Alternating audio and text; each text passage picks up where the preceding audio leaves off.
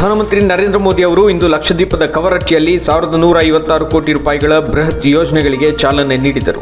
ಜನಪರ ಯೋಜನೆಗಳನ್ನು ಉದ್ಘಾಟಿಸಿದ ನಂತರ ಮಾತನಾಡಿದ ಅವರು, ಲಕ್ಷದ್ವೀಪದಲ್ಲಿ ಸಂವಹನ ಮತ್ತು ಟೆಲಿಕಾಂ ಯೋಜನೆಯ ಮೂಲಕ ನಾಗರಿಕರಿಗೆ ಇಂಟರ್ನೆಟ್ ಸೌಲಭ್ಯವು ಪ್ರಾಪ್ತಿಯಾಗಲಿದೆ ಎಂದರು. ಮೀನುಗಾರರೇ ಹೆಚ್ಚಿರುವ ಪ್ರದೇಶದಲ್ಲಿ ಕೋಲ್ಡ್ ಸ್ಟೋರೇಜ್ ಸೌಲಭ್ಯ ಆರಂಭವಾಗಲಿದ್ದು, ಮುಂದಿನ ದಿನಗಳಲ್ಲಿ ಸಮುದ್ರ ಉತ್ಪನ್ನಗಳ ರಫ್ತಿನಲ್ಲೂ ಭಾರತ ಆರ್ಥಿಕಾಭಿವೃದ್ಧಿ ಸಾಧ್ಯವಾಗಿಸಲಿದೆ ಎಂದರು. ಇದರ ಜೊತೆಯಲ್ಲಿ ಲಕ್ಷದ್ವೀಪದ ಅಗತ್ತಿ, ಮಿನಿಕಾಯ್ ಸೇರಿದಂತೆ ಒಟ್ಟು 5 ದ್ವೀಪಗಳಲ್ಲಿ ಪ್ರವಾಸೋದ್ಯಮ ಅಭಿವೃದ್ಧಿ ಯೋಜನೆಗಳಿಗೆ ಚಾಲನೆ ನೀಡಲಾಯಿತು.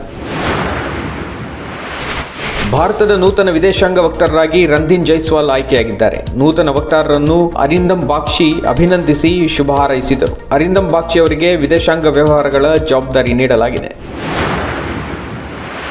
ಕೆಂಪು ಸಮುದ್ರದಲ್ಲಿ ಹೌತಿ ಬಂಡುಕೋರರ ಹಾವಳಿ ಮುಂದುವರೆದಿದ್ದು, ಜಾಗತಿಕ ಸಮುದಾಯದ ಎಚ್ಚರಿಕೆಯ ನಡುವೆಯೂ ಮತ್ತೊಂದು ಕಾರ್ಗೋ ಶಿಪ್ ಮೇಲೆ ಬಂಡುಕೋರರು ದಾಳಿ ಮಾಡಿದ್ದಾರೆ. ಯೆಮೆನ್ ಇರಾನ್ ಬೆಂಬಲಿತ ಹೌತಿ ಬಂಡುಕೋರರು ಮಂಗಳವಾರ ತಡರಾತ್ರಿ ಕೆಂಪು ಸಮುದ್ರದಲ್ಲಿ ಆಯಾಕಟ್ಟಿನ ಬಾಬ್ ಎಲ್ ಮುಂಡೇಯ್ಸ್ ಜಲಸಂಧಿ ಬಳಿ ಪ್ರಯಾಣಿಸುತ್ತಿದ್ದ ವ್ಯಾಪಾರಿ ಹಡಗಿನ ಮೇಲೆ 2 ಕ್ಷಿಪಣಿಗಳನ್ನು ಹಾರಿಸಿದ್ದಾರೆ. ನವೆಂಬರ್ 19ರಿಂದ ಈ ಪ್ರದೇಶದಲ್ಲಿ ವ್ಯಾಪಾರಿ ಹಡಗುಗಳ ಮೇಲಿನ 24ನೇ ದಾಳಿ ಇದಾಗಿದೆ. 1992ರಲ್ಲಿ ಅಯೋಧ್ಯೆಯಲ್ಲಿ ರಾಮಮಂದಿರ ನಿರ್ಮಾಣಕ್ಕಾಗಿ ನಡೆದ ಆಂದೋಲನದ ವೇಳೆ ಉಂಟಾದ ಗಲಭೆಗೆ ಸಂಬಂಧಿಸಿದಂತೆ ಹಿಂದೂ ಕಾರ್ಯಕರ್ತನ ಬಂಧನವನ್ನು ಖಂಡಿಸಿ ಕರ್ನಾಟಕ ಬಿಜೆಪಿ ಬುಧವಾರ ರಾಜ್ಯದ ಹಲವು ಭಾಗಗಳಲ್ಲಿ ಬೃಹತ್ ಪ್ರತಿಭಟನೆ ನಡೆಸಿದೆ. 1992ರಲ್ಲಿ ಅಯೋಧ್ಯೆ ಹೋರಾಟದಲ್ಲಿ ಶ್ರೀಕಾಂತ್ ಪೂಜಾರಿ ಭಾಗಿಯಾಗಿದ್ದರು. ಈ ಸಂಬಂಧ ಧಾರವಾಡ ಪೊಲೀಸರು ಅವರನ್ನು ನಿನ್ನೆ ಬಂಧಿಸಿದ್ದರು.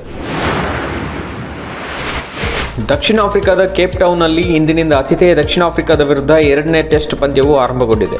ಟಾಸ್ ಜಯಿಸಿದ ಆತಿಥೇಯ ತಂಡವು ಬ್ಯಾಟಿಂಗ್ ಆಯ್ದುಕೊಂಡಿದೆ. ಟೆಸ್ಟ್ ಸರಣಿಯಲ್ಲಿ ಭಾರತದ ವಿರುದ್ಧ ಸೌತ್ ಆಫ್ರಿಕಾ ಈಗಾಗಲೇ 1-0 ಮುನ್ನಡೆಯನ್ನು ಸಾಧಿಸಿದೆ.